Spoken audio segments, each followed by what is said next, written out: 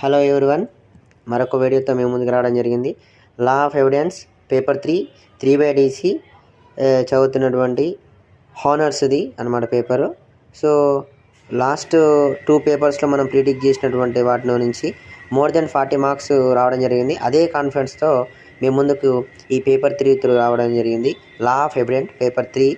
So ఈ paper 3లోకి సంబంధించినటువంటి part A, ఈ పార్ట్ ఏలో వచ్చేటటువంటి క్వశ్చన్స్లో నుంచి నేను ఇంపార్టెంట్ క్వశ్చన్స్ లాగా సెలెక్ట్ చేయడం జరిగింది.